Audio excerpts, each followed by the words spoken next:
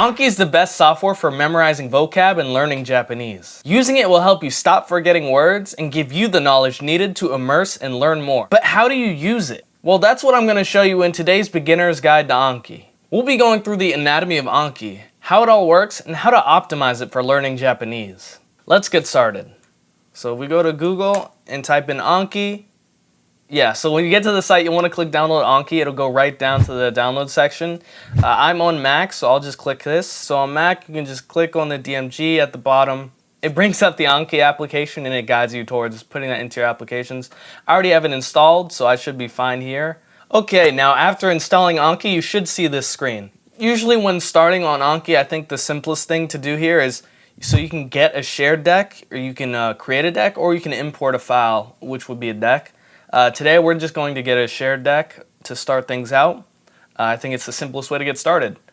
So that'll bring up this page, and what's cool about this is that you can just immediately select the language you want to work with, and it'll give you some options to go with. In my personal case, I'm studying for the N1, so we're just going to pick one of the N1 vocabulary lists. This one looks pretty good. It doesn't have any negative reviews, and it has a positive review that's also pretty recent, so let's go with this. Okay, now the file should be in our downloads, and we can just click that, and it'll immediately pop up in Anki, and you can just click import, and you should be fine here. Okay, now that we have a deck, we can see that we have 3 new cards, and that's a result of my built-in settings, and we'll go into that later. But now that we have a deck, let's just click on it and see what happens. Okay, so we have the option to study now. So let's study now. This is Anki's key loop. This is how you memorize in Anki. Typically, what Anki will do is it'll bring up the front side of the card, and you'll have to mentally recall what exactly that card means and what will be on the other side. So I believe this is hikaeru, which is to withdraw, so let's just go with that. Based on how you answer, it will change the interval in which you see that card again. So here, if I got this card right and I put in good, it's going to show this card to me about a day later. Ayumu, to walk, I know what this is. But let's say I got it wrong. I didn't know what it was. It shows it to me again, and that's basically how it works. Yeah. And so that is essentially the loop of Anki. That's the basics. The whole selling point of Anki is that it uses a spaced repetition system. So you can look in statistics and you can see when it's going to show me which card. Here you can see a calendar of how many days you've studied in a row. This is really cool because it's kind of like it's a good way to track your progress and keep up with consistency. Here you can see your reviews, and then you have card counts. So this is basically how many cards are in the deck. This deck in particular has 400. You know, and if I were to do 10 new cards a day, that'd be 40 days. I could knock that out. Hourly breakdown, it shows you the times of days that you're studying, and then also shows you your success rate. Now, what's really cool about this is that you can essentially see what times of day you operate the best. So this kind of goes with the whole golden hour idea of what hours is best for your learning. You can actually track that here, and over time you'll be able to tell what's the best time of day for you to learn. Now we have our deck, but let's optimize it. So let's optimize the deck in options here. This deck has 400 cards, so I want to complete it in about 40 days. So let's do 10 new cards a day, maximum reviews a day. I think the default here is fine. So 500 is plenty. And then now what you're going to want to do is for learning steps and relearning steps, just leave those blanks so that way the system can automatically decide them for you. All right, now you're going to want to take a look at display order, and I would recommend going to descending retrievability. Basically, it retrieves the cards that you are more likely to be able to answer first, so that way you can knock those out. And it's good for days when you can't quite finish everything. And now this is very important. You're going to want to turn on FSRS. It's basically the latest scheduling system for Anki that optimizes for your memory curve and making sure you remember everything. This is the secret sauce. For desired retention, this is basically how often do you want to remember the words? What margin for error are you okay with? If you want less reviews, you can lower it. If you want more reviews, you can raise it. The truth is, You don't want the reviews to be too low because then you're going to forget them more and eventually the reviews are going to pile up. But you also don't want the retention to be too high because then you're going to get a lot of reviews front loaded. So somewhere between 80 to 90 is probably what I'd recommend. Maybe we want things to be a little bit easier, but still within the optimal range, approximately. So we're going with 85. All the rest of this is personal preference. It's really what you see is what you get. Now this part is an interesting new feature for Anki, and so basically you can change the workload for each day of the week. So say if you're really busy on Mondays, you can put Monday at minimum. Now, of course, there's no free lunch, so if you put Monday at minimum, all your other days are going to be that little bit harder. So you got to use this wisely. You can't just have everything reduced. I would recommend letting the system do its magic and just setting everything to normal.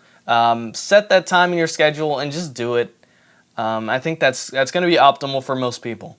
Okay, and then I'm going to hit save. All right, perfect. So now I have some new vocabulary to do. So I'm going to do that. We can continue at the next section.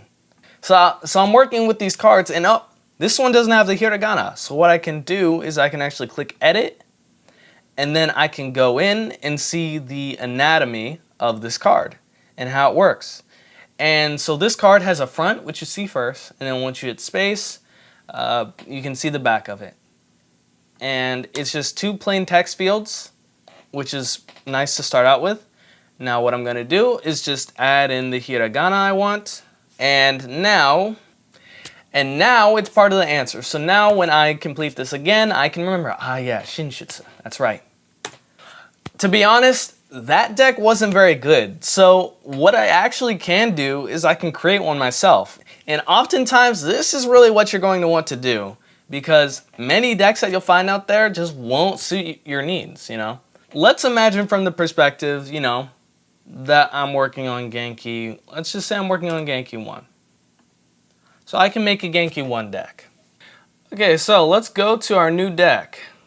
Now we're in our new deck, and what we can do is we can just add. Let's say I'm just starting.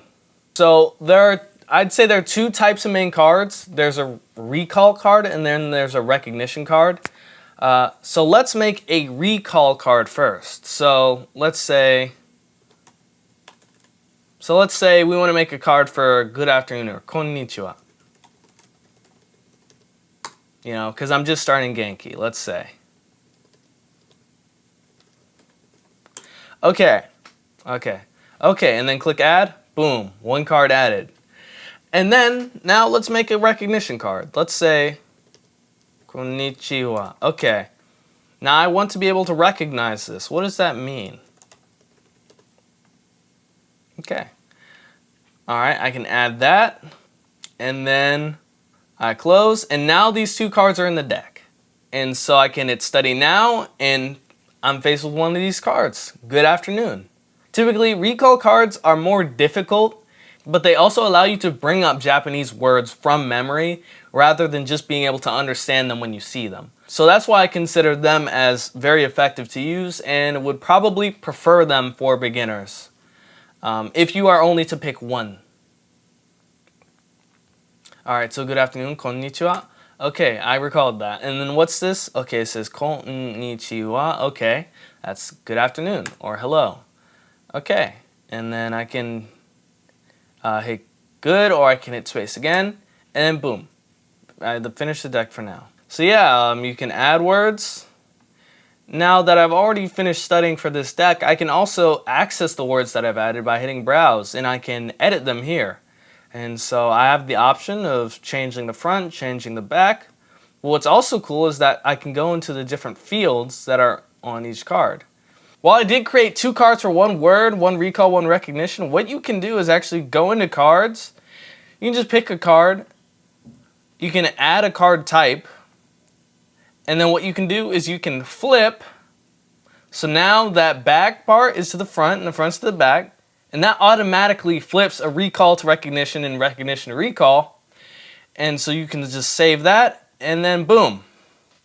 Now when you use the deck, now, see it added two cards because I had two cards already, so now there are four. And it essentially just flipped both of the cards I already had. I should say, and so Anki has a mobile app, which is also very powerful. It's $25, and it's honestly the best $25 you'll spend on language learning, in my opinion. I highly recommend it. Take it anywhere you go. What you can do is you can sync data between your app on your computer and your phone. So what you can do is you can click sync, and you'll be able to sign up for an Anki account. And so using the Anki account,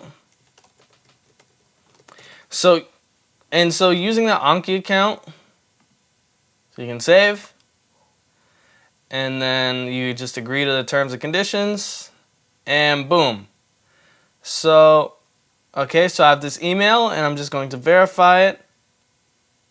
There we go. And now I'm ready to go. And so what I can do is I can bring up the Anki app, and I can just sync. Yeah, and there you go. And so that is how you sync. And so you can sign in on your mobile app as well as this, and that'll allow you to sync between the two. Now for add-ons. You just go to this link right here. It's just ankiweb.net/shared/add-ons. And here you basically have all of the popular add-ons for Anki. Now, ones that I recommend. I do recommend the review heat map. This just brings the heat map that I showed you to the front of your screen. And what it'll do, it will allow you to track your progress just that little bit easier, which will allow you to be a little bit more motivated. And the way you would add this is you just copy this code here. So you go to Anki, you go to Tools, Add-ons, and all you have to do to get add-ons is you can just paste that code right in there and hit OK. Boom. There you go. And you can also hit Browse Add-ons to get to that page I was just on. I do also recommend Anki Connect. Basically, what Anki Connect allows you to do is it allows you to sync your Anki with third-party applications. One of which I highly recommend is Yomitan. So Yomitan is essentially it says right here. So Yomitan is basically a pop-up dictionary that allows you to add words that you find in the wild directly to Anki, just with a couple of clicks. It's great. And so, really quick, I can guide you through this. So I already have Yomitan. Here, I'll delete it, just so we can start from the beginning. So to get Yomitan, I have Chrome, so I'm going to get the Chrome version. I just add it. Yep, I just allow it to add. And then, boom, it downloads. And then now it's in my extensions. And so what I can do is I can click on the extension, and it should pull up a page. There we go. So that the extension should pull up this page. So we want to enable, and then we want to go to the settings page here. And now this is where the good stuff is at. So there's a lot here, but there are only a few things you really need to be concerned with. And the main one here is dictionaries. So all you want to do is you just want to get recommended dictionaries, and you can just pick one of these here. I pick the first one. First dictionary is a full dictionary of words used in the Japanese language. The second one is proper names. So we can download that too if we'd like, but we're just sticking with the first dictionary. Now that dictionary is done downloading, now what you can do is, so the main function of Yomitan is that you have a scanner, so it'll automatically scan any Japanese word you hover over and press this button on. So right now it's shift. Yeah, so it should be this button, shift, and this is what you're going to see. And I already have a page in Jisha already pulled up, and so you can just hover over it, hold shift, and then boom, you get this word. Now what's really cool is that you can scroll down here to Anki, and you can enable Anki integration. And now this should work as long as you have Anki open and Anki Connect is installed. So I already have Anki Connect, so I should be fine here. So I can configure how Yomitan interacts with my flashcards. So let's say I want a deck for this. So let's say, I don't know, immersion. Let's say I have an immersion deck. So I just create an immersion deck. And then when you go here, yeah, it should be right there, immersion deck. And then what you can do is, there are many different kinds of models. Personally, I just say just basic is fine. And then you have here expression. So this is the word that you found. And then on the back, you can just include whatever you want. So I might include like glossary brief, just what its meaning is in short terms. And then I just close that. And then you see this green button appeared. And what that means is that I can add this word. So let's say I click that. And now it's actually added. It's syncing, but it's actually added to my Anki deck. And what I can do is I can also do it with this word too. Let's say I want to add initial. So what I can do is I can click that. And then now both of those words are available in my immersion deck. And so all I have to do is click study now, and they're already available to study. And to me, this is how you really accelerate your learning with Japanese, is Anki and Yomitan. And so what I can do is, you know, I can enjoy my, I don't know, like let's say I have, now let's say I'm watching King. There we go. Now that we have subtitles, and you can, what's cool is that you can actually have subtitles that already bring up the definition with Language Reactor, but that's besides the point. But you can pick any of these words, you hold shift, and boom. So let's say kyo, like kyo. Oh, today, okay. Oh, so I know what that means, and I can add it. The way I recommend using this is that, so let's say I'm learning Japanese, and I'm in this process of learning. Thank you so much. What I can do is I can pick one of her vlogs, let's say, and I can actually go into that vlog. I'm sure she has subtitles for this.